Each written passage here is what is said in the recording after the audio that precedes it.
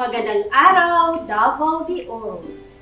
Isang mapagpalang araw muli sa mga ginigiliw nating mag-aaral sa ika-6 na baitan. Kumusta mga bata? Handa na ba kayo sa panibago na naman nating paglalakbay? Mabuti! Muli, ito ang inyong lingkod, Teacher Elena C. Falcon mula sa Compostela Central Elementary School SPED Center, Compostela East District. At kasama pa rin natin si Teacher Jeline A. Ganghil ng Anislagan Elementary School, Purok ng Timog Mako. Kami ang maghahatid sa inyo ng isa na namang panibagong paglalakbay patungo sa bagong kaalaman. Kaya tara na at tayo'y mag-umpisa! Pakikuha ng inyong mga module, mga bata, notebook, papel at ballpen upang maitala ang mga mahahalagang detalye ng ating aralin. At sa mga mag-aaral natin sa ika-6 na baitang, ito na ang ating aralin bilang 2. Sa oras na ito, mga bata, ay sabay nating talakayin ang ating aralin sa ika-3 markahan, Module 2, tungkol sa paglalagom o pagbubuod ng teksto. Kayo ay inaasahan na matapos ang aralin ito ay nakapagbibigay ng lagom o buod ng tekstong napakinggan o nabasa. Buksan ang inyong module, mga bata, sa pahina 2. Subukin naman natin ang talas ng inyong isip kung ano na ang inyong kaalaman sa module na ito. Panoto. Basahin ang teksto at sagutin ang sumusunod na tanong. Narito ang teksto. Si Jose Rizal ay itinatapon sa dapitan noong Hulyo 17, 18, 92. Ginugol niya ang kanyang oras sa mga makabuluhang gawain. Ginamot niya ang mga may sakit. Matyaga siyang nagsaka at maingat na nagplano ng patubigan para sa mga tanim. Nagturo rin siya ng mga samahang sibiko. Gumawa siya ng ilang eskultura at mga drawing. Sumulat din siya ng mga tula. Lubos siyang hinangaan at iginalang ng mga taga-dapitan, pati na rin ng kanilang gobernadorcillo. Isang araw, nagulat si Rizal nang biglang dumating sa dapitan si Pio Valenzuela. Ibinalita nito ang pagkakatatag ng katipunan at ang isang balak na paghihimagsik sa pamahalaan. Binanggit din niya ang alok na ibibigay ni Bonifacio kay Rizal, ang liderato ng katipunan kung sakaling aanib ang doktor sa kinusang ito.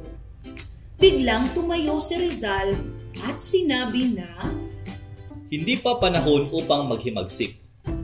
Ang binabalak ninyo ay isang kabaliwan. Kung ako ang tatanungin, dapat itigil agad ang inyong mga balak habang maaga pa. Sabihin mo kay Bonifacio na dinaramdam kong hindi tanggapin ang kanyang inaalok." Nagpasalamat siya at sinabing, "Mayroon pang ibang mapayapang paraan upang makamit ang minimithi nating pagbabago para sa ating bayan." Malungkot na umalis sa bahay ni Rizal si Pio Valenzuela. Kinabukasan, naglakbay siyang pabalik patungo sa Maynila. At para sa unang tanong, alin sa sumusunod ang unang naganap sa seleksyon? Inuulit ko, alin sa sumusunod ang unang naganap sa seleksyon? Titik A. Naglakbay si Valenzuela papunta sa dapitan. Titik B. Nalaman ni Rizal ang balak na paghihimagsik. Titik C. Hindi sang-ayon si Rizal maging leader siya ng katipunan. At titik D. Ipinatapon si Dr. Jose Rizal sa dapitan noong Hulyo 17, 1872. Ano ang inyong sagot? Magaling! Ang tamang sagot ay titik D.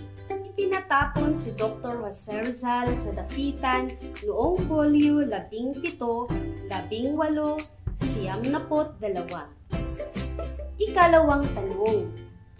Alin sa sumusunod ang hindi nasasaad sa seleksyon? Inuulit ko, alin sa sumusunod ang hindi nasasaad sa seleksyon? Titik A. May nagdala ng balita tungkol sa katipunan kay Rizal? Titik B. Napabalita sa dapitan ang magaganap na paghihimagsik? Titik C. Hindi sang-ayon si Rizal sa balak ni Bonifacio para sa bayan. At titik D. Naging mabuti ang buhay sa dapitan nang dumating si Rizal. Ano ang inyong sagot, mga bata? Ang tamang sagot ay titik D. Naging mabuti ang buhay sa dapitan nang dumating si Rizal. Ikatlong tanong. Ano kaya ang magiging reaksyon ni Bonifacio sa desisyon ni Rizal? Inuulit ko, ano kaya ang magiging reaksyon ni Bonifacio sa desisyon ni Rizal? Titik A. Magagalit siya sa tagadala ng balita? Titik B.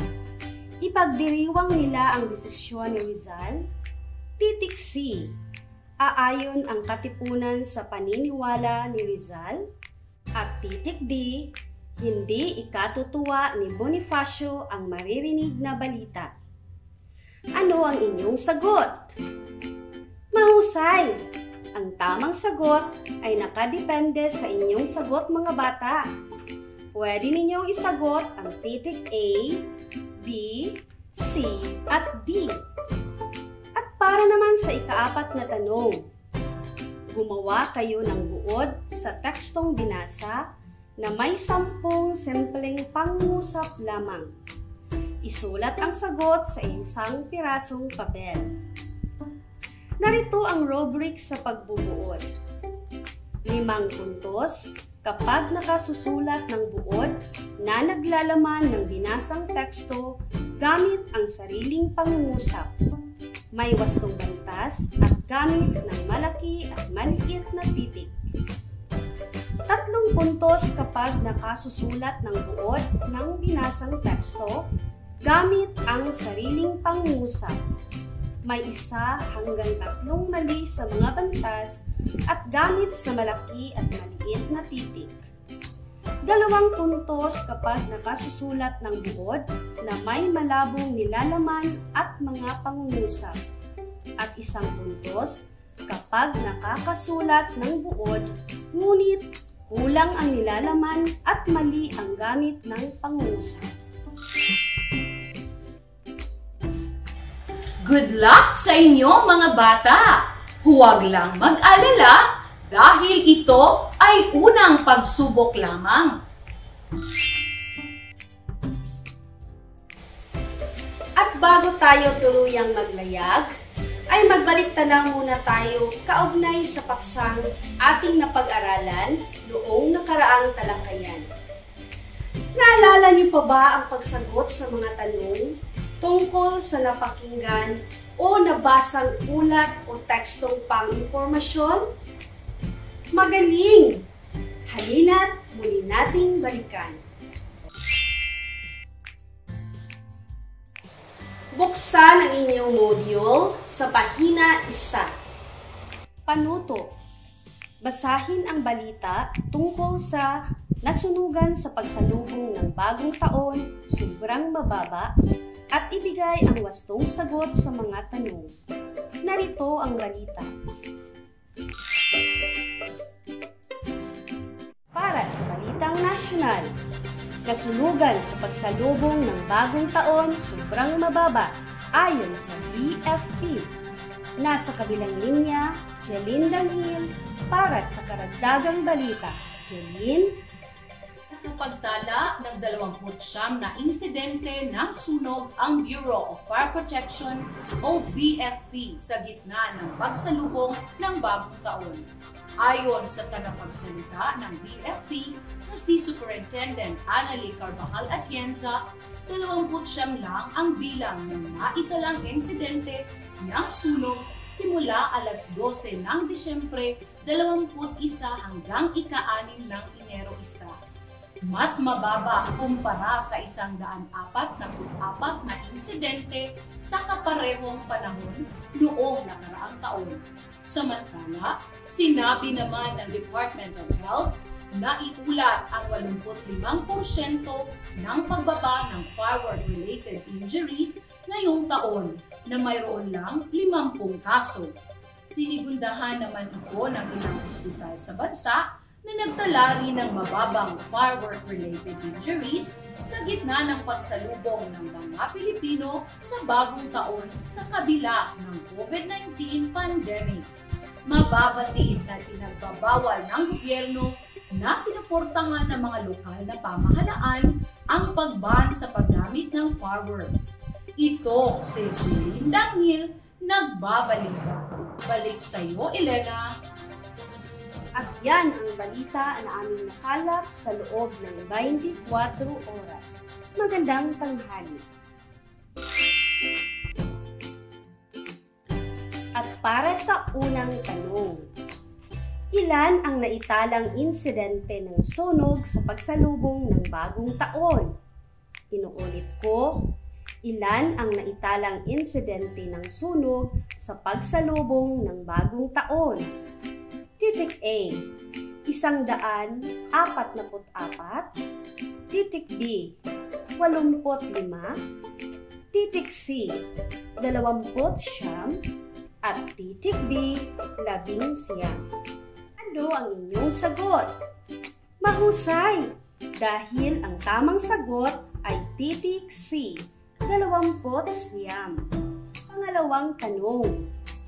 Ano ang sinabi ni Superintendent Annalie Carvajal Atienza tungkol sa naitalang sunog ng BFP ngayong taon?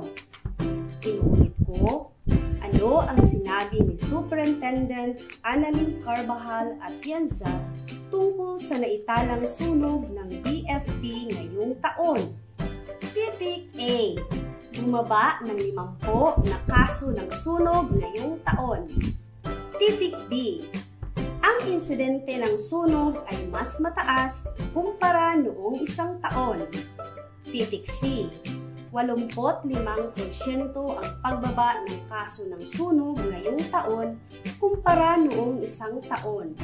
At titik D, ang insidente ng sunog sa pagsalubong ng bagong taon ngayon ay mas mababa kumpara sa 144 na insidente noong isang taon.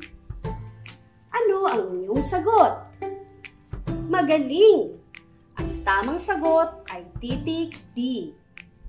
Ang insidente ng sunog sa pagsalubong ng bagong taon ngayon ay mas mababa kumpara sa 144 na insidente noong isang taon. Huling tanong. Paano sumuporta ang mga lokal na pamahalaan upang makamit ang mababang insidente ng sunog at fireworks-related injuries? Titik A. Hinuli at ipinakulong ang mga gumagamit ng fireworks. Titik B. Nagkaroon ng fireworks ban ang mga lokal na pamahalaan. Titik C. Naghigpit ang mga lokal na hospital sa pagtanggap ng mga biktima ng paputok. At titik D. Pinaalalahanan ng pamahalaan ang mga mamamayan sa masamang dulot ng paputok. Ano ang inyong sagot? Tumpak! Ang tamang sagot ay titik B. Nagkaroon ng fireworks ban ang mga lokal na pamahalaan.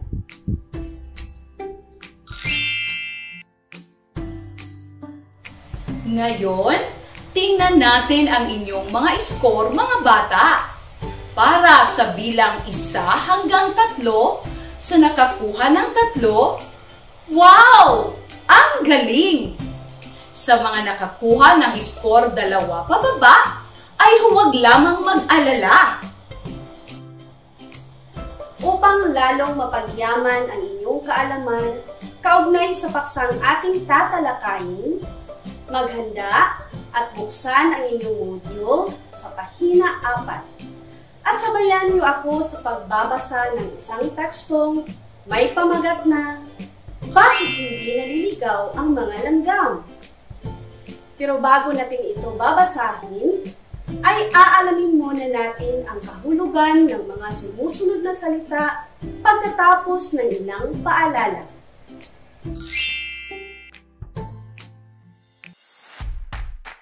The Radyo Z Eskwela program of the Division of Davao de Oro is being brought to you by Nueda Builders Construction and Supply Incorporated, Maverick Builders Incorporated, Mitch Construction and Supply, Archicons Architectural Construction and Supply, DB Construction and Supply, Hanaway Builders Corporation, Phoenix Corvada Tagum Gasoline Station, Master Construction and Supplies, Mackenzie Builders, GP&H Construction Incorporated, Metro Gear Construction Corporation, NEN Builders and Development Services Corporation, Max Mays Enterprises Incorporated, We Inc. Construction Company, Rangay Construction and Supply, East Sussex Enterprise, WM Construction, Councilor Boogie and Miss Marjorie Vertodazo, Icon Builders and Supply, and Apex Mining Company Incorporated. At nagbabalik tayo sa ating paaralang panghimpapawid sa ika-6 na baitang Filipino. Panuto. Iugnay ang mga salita na nasa hanay A sa kahulugan na nasa hanay B. Isulat ang titik ng tamang sagot sa sagutang papel. Hanay A. Una, langgam. Pangalawa, odometer. Pangatlo, terrain. Pang-apat, lungga. Hanay B. Titik A. Isang maliit na butas sa lupa. Titik B. Lupain. Titik C. Isang maliit na kulisap. At titik D. Isang instrumento na ginagamit upang sukatin ang distansya na nilakbay ng sasakyan.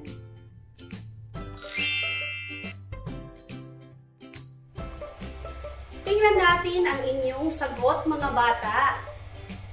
Ganito ba ang inyong mga sagot? Mahusay! Una, titik A. Ang langgam ay isang maliit na kulisap. Ikalawa, titik D. Ang odometer ay isang instrumento na ginagamit upang sukatin ang distansya na nilakbay ng sasakyan. Ikatlo, titik B. Ang terrain ay lupain. At ang ika-4 ay titik C. Ang lungga ay isang maliit na butas sa lupa.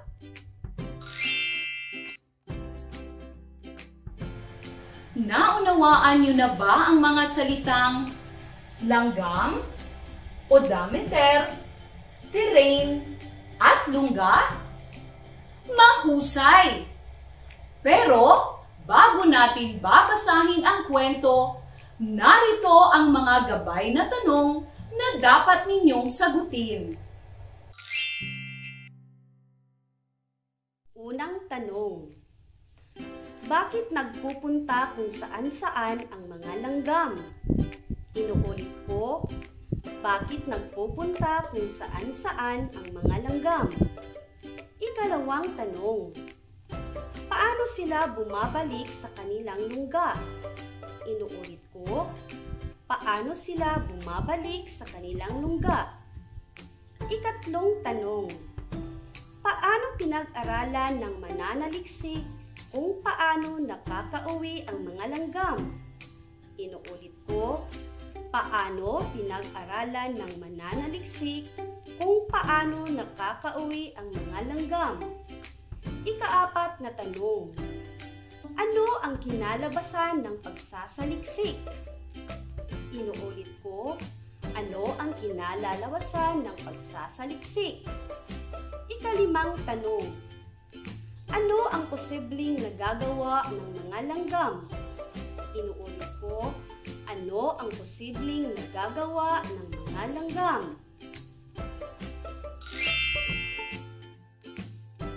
At para naman sa gawain 2, ay sumulat kayo ng buod sa tekstong binasa sa pamamagitan ng pagsulat ng patalata ng inyong mga sagot mula sa gawain 1. Narito naman ang rubric sa pagbubuod.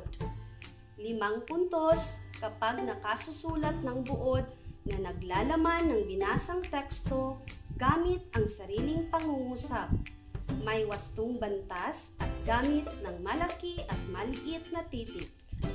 3 puntos kapag nakasusulat ng buod ng binasang teksto gamit ang sariling pangungusap, may 1 hanggang 3 mali sa mga bantas at gamit sa malaki at maliit na titik. 2 puntos kapag nakasusulat ng buod na may malabong nilalaman at mga pangungusap. At 1 puntos kapag nakakasulat ng buod ngunit kulang ang nilalaman at mali ang gamit sa pangungusap. Narito ang tekstong, bakit hindi naliligaw ang mga langgam? Ang mga langgam ay kung saan-saan napupunta sa paghahanap ng kanilang makakain. Pero kapag oras na upang bumalik sila sa kanilang lungga, bumabalik sila sa nakakabilib na diretsong linya. Kung paano sila nakakauwi mula sa pagkuha ng mga pagkain, ay palaisipan pa rin sa mga siyentipiko. Ngayon ay ipinahihiwatig ng mananaliksik na German at Swiss na ang aspeto ng gawaing ito ay gawa raw ng matalas at malikhaing pagkilos. Nalaman nila na ang mga langgam, kapag pinawala sa patag na kalupaan, ay nagsisimulang maghanap ng distansya mula sa kanilang lungga. Pinag-aralan ng pangkat ni Sandra Wohlgemuth mula sa Humboldt University sa Berlin ang mga langgam sa disyerto ng Sahara at tinuruang maglakad sa itaas at ibaba ng bundok upang kumuha ng pagkain. Ipinakikita nito na ang mga langgam ay may kakaibang uri ng odometer na nagtatala ng distansya ng lupa, imbes na kabuuang distansya na nalakbay sa taas-babang terrain. Naniniwala ang mga mananaliksik na ang mga langgam ay posibleng mahulaan ang kanilang gagawing pagkilos sa iniisip nilang pahalang na daanan at pagkatapos naitatala ang distansya ng lupa patungo sa kanilang lungga sa kapatagan.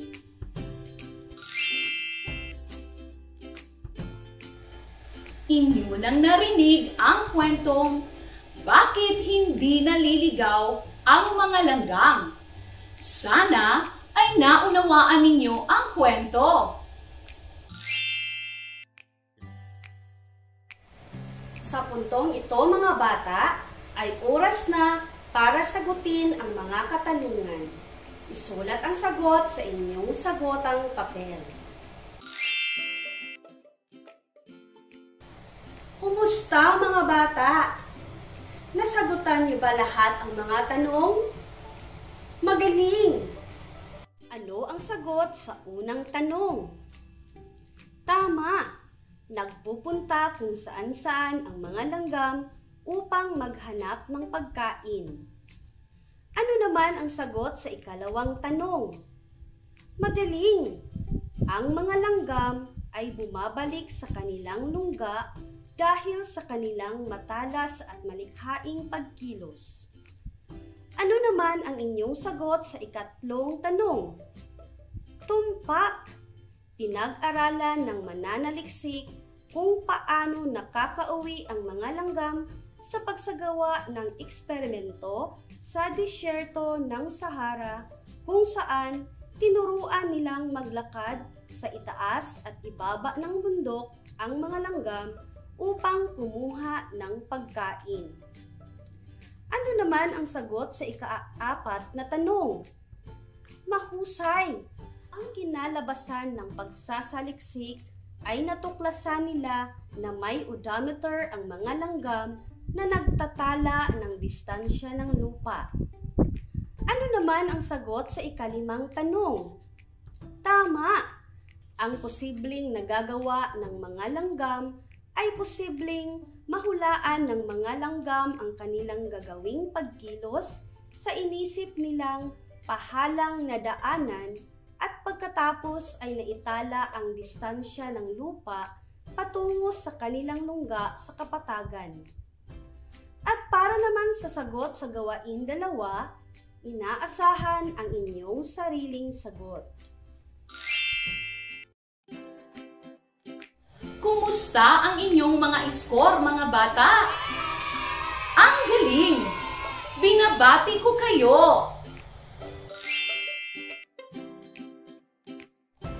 Pakibukas ng inyong module, mga bata, sa tandaan natin, pahina 8. Tandaan na sa pagsagot ng mga tanong tungkol sa ulat o tekstong pang-impormasyon, mahalagang basahin ng may pag-unawa ang teksto. Maaaring basahin muli ang ulat o teksto upang makuha ang mahalagang idea na ipinahihiwatig nito.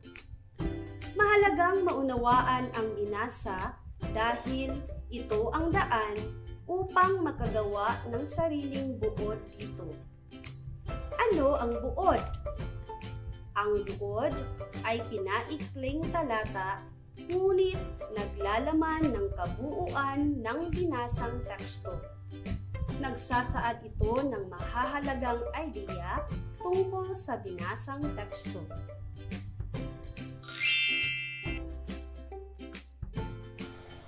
Matanong ko lang, paano ba ang paggawa ng buod? Narito ang mga dapat tandaan sa paggawa ng buod. Una, hatiin sa bahagi ang teksto ayon sa bahaging bibigyan ng buod. Ikalawa, dapat mailahad ang mahahalagang detalye na magbibigay ng mga kaisipang mag-uugnay sa bawat paksa. Ikatlo, isinasama lamang sa isang buod ang mga pangunahing tauhan, ang mga mahahalagang pangyayari at ang kinahinatnan nito. Ika-4, sikaping gamitin ang sariling pangungusap sa paggawa ng buod upang ito ay maging mas payak at agad maunawaan. Sa puntong ito, nais kong malaman kung naunawaan niyo nga ba ang ating aralin. Panuto, kumplituhin ang sumusunod upang maipahayag ninyo ang inyong natutuhan. Isaayos ang mga letra upang mabuo ang tamang salita. Isulat ang sagot sa inyong sagutang papel. Unang bilang. Ang patlang ay pinaikling talata, ngunit naglalaman ng kabuuan ng binasang teksto. Ang mga letra ay D, O, U, D. Ano ang inyong sagot? Tama! Ang tamang salita ay buod.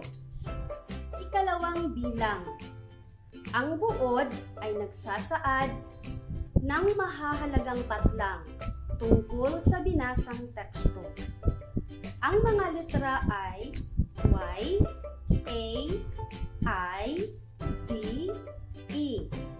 Ano ang tamang sagot? Magaling! Ang tamang salita ay idea. Ikatlong bilang. Sa paggawa ng buod, dapat mailahad ang mahahalagang patlang na nagbibigay ng mga kaisipang mag-uugnay sa bawat paksa at sikaping gamitin ang sariling patlang upang ang buod ay maging mas payak at agad maunawaan. Ang mga litra sa unang patlang ay D, A, T, E, Y, E, L.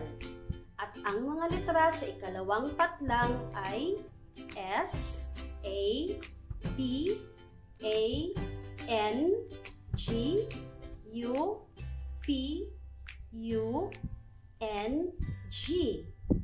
Ano ang inyong sagot? Mahusay! Ang tamang salita sa unang patlang ay detalye at ang ikalawang patlang ay pangungusap.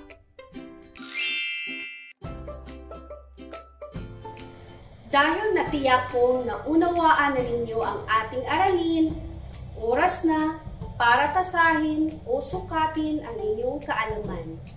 Pagbutihin ninyo ha! Buksan ang inyong module sa pahina 8 hanggang 9.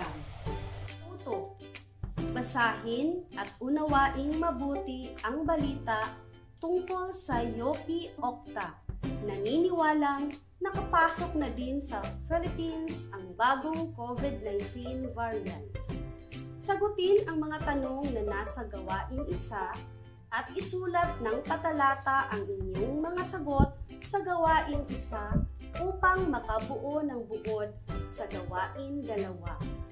Isulat ang sagot sa inyong sagutang papel. Narito naman ang rubric sa pagbubuod.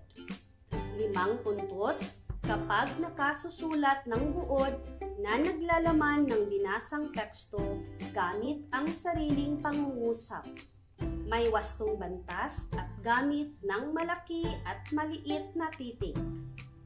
3 puntos kapag nakasusulat ng buod ng binasang teksto gamit ang sariling pangungusap. 1 hanggang 3 mali sa mga bantas at gamit sa malaki at maliit na titik. 2 puntos kapag nakasusulat ng buod na may malabong nilalaman at mga pangungusap. At 1 puntos kapag nakakasulat ng buod, ngunit kulang ang nilalaman at mali ang gamit na pangungusap. Huwag kayong aalis dahil sa ating pagbabalik ay sabay-sabay nating babasahin ang balita pagkatapos ng ilang paalala.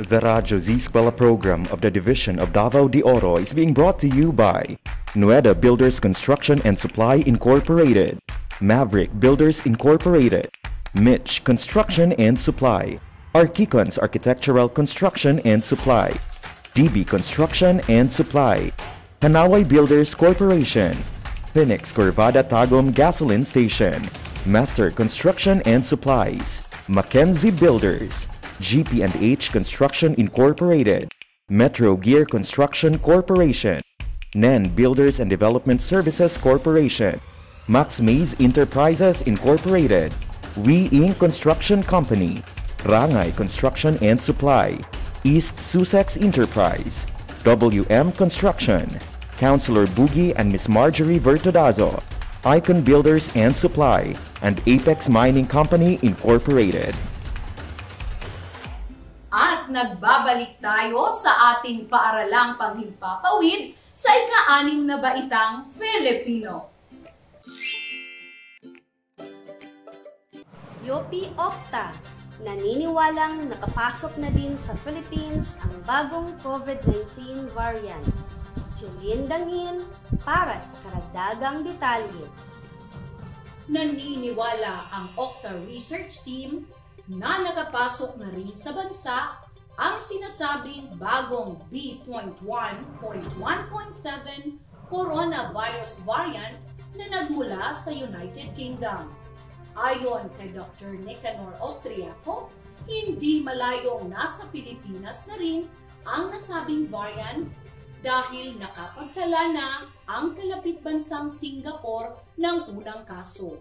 Matatandaang naitala ito sa Singapore noong Disyembre 6, samantalang noong Disyembre 24 lamang isinara ng Pilipinas ang borders nito.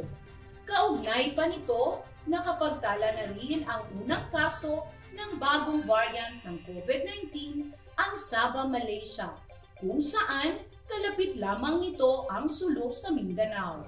Samantala, iginiit naman ng Department of Health na patuloy pa rin ang ginagawang pag-aaral ng ahensya para sa naturang coronavirus strain.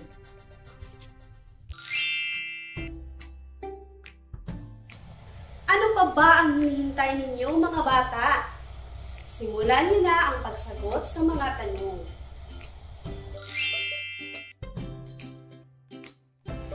Sa puntong ito, oras na para itama ang inyong mga sagot. At para sa unang tanong, ano ang bagong variant ng COVID-19? Saan ito nagmula? Ano ang inyong sagot? Magaling! Ang bagong variant ng COVID-19 ay B.1.1.7 at ito ay nagmula sa United Kingdom. Pangalawang tanong, bakit nasabi ng Okta Research Team na nakapasok na sa bansa ang bagong variant ng virus? Ano ang inyong sagot? Mahusay! Nasabi ng Okta Research Team na nakapasok na sa bansa ang bagong variant ng virus dahil nakapagtala na ang kalapit bansang Singapore ng unang kaso noong Disyembre 6 at nakapagtala rin ng unang kaso ng bagong variant ang Sabah, Malaysia, kung saan kalapit lamang nito ang sulo sa Mindanao. At para naman sa gawain 2, inaasahan ang inyong sariling sagot.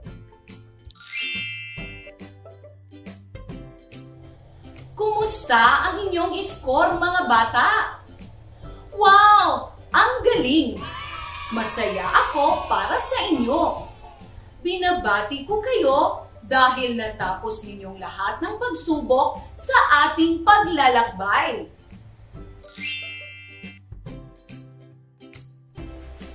Isa na namang leksyon ang ating natapos sa araw na ito.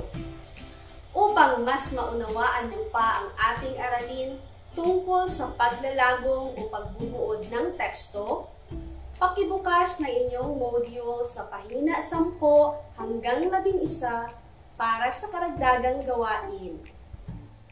Nakalakip din dyan ang mga sanayang gawain sa pahina 6 hanggang 7. Isulat ang sagot sa inyong sagotang papel. At para naman sa paraan ng pagbasa ng inyong mga sagutang papel, ay may inaatasan ang inyong paaralan para kunin ang mga ito. O di kaya'y dalhin ng inyong mga magulang ang output sa paaralan at ibigay sa guro. Batid kong naging masaya kayo sa ating paglalakbay sapagkat natapos ninyo ang mga gawain sa module na ito. Kaya naman, sa susunod nating pag-aaral, asahan ninyo kami pa rin ay inyong makakasama sa susunod nating aralin. Siguraduhin tumutok lang kayo sa ating paaralang Panghimpapawid sa Filipino. Ito ang inyong guro sa Himpapawid, Teacher Elena C. Palcon. At ako naman po, si Teacher Jeline A. Danghil na nagsasabing, ang edukasyon ay ang pinakamakapangyarihang sandata na magagamit mo upang mabago ang mundo. Hanggang sa muli nating paglalakbay dito sa DepEd Davao de Oro, Radio Z Eskwela, siguradong masaya. Sa 88.5 Z Radio, Siguradong lingaw, siguradong kuyaw. Hanggang sa muli mga bata, paalam!